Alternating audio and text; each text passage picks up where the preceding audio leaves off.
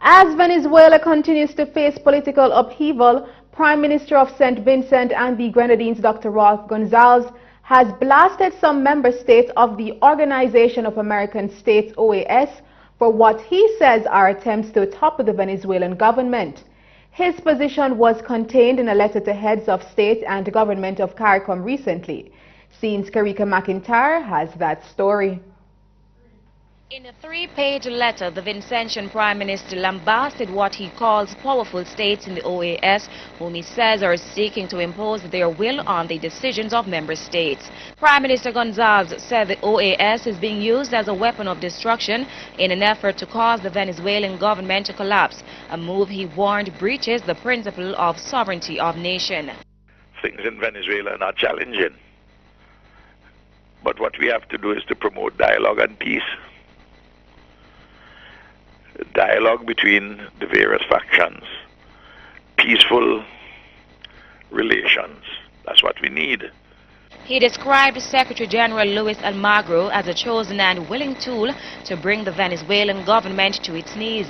He says Mr. Almagro, a lawyer from Uruguay, far exceeds his authority by his persistent attacks on Venezuela in the public sphere.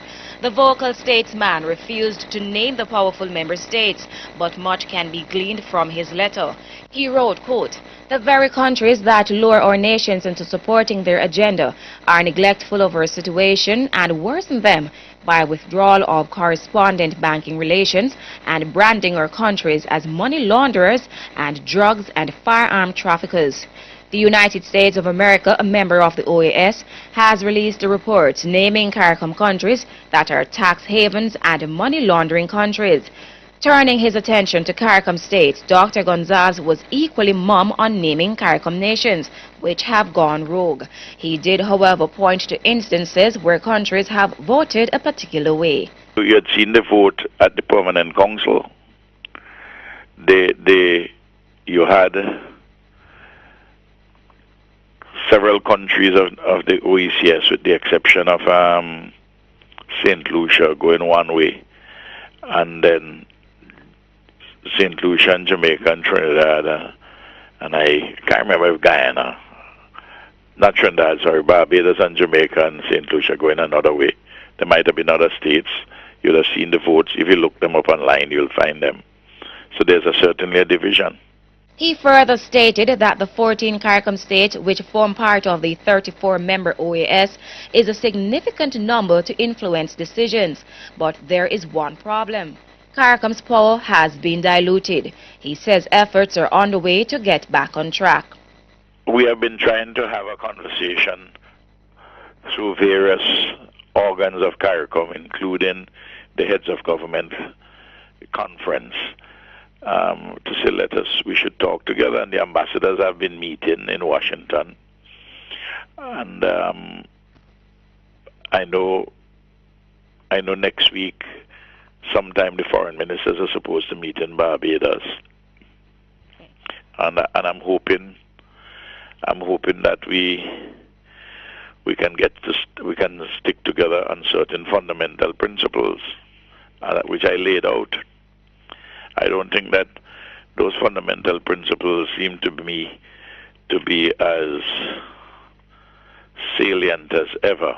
They're as strong as the principle of motherhood. The Prime Minister pointed out that these powerful countries have strategically invited selected CARICOM countries to their meetings and ignore others. Consequently, Dr. Gonsalves is appealing to CARICOM nations to instruct their OAS representatives to maintain solidarity for a May 22 meeting to discuss the unrest in Venezuela. And when asked whether he harbors concerns about how his letter will be received, the tough-talking Gonsalves had this to say. I too old in this game for anybody to want to do me anything. Whatever you want to do me, what you can do me. What's the worst you can do me? I don't have any fear. I'm not reckless, but I don't have any fear. Never had. McKayle for CEEN Caribbean News. Meanwhile, at least one high-ranking official from one CARICOM member state refused to comment on the matter involving OAS and Venezuela. The usually vocal Dominican official says he will not touch the matter, only saying, quote, hot issue, When pressed about his government's position on Dr. Gonsalves' letter, he offered no other comment and ended the brief telephone conversation.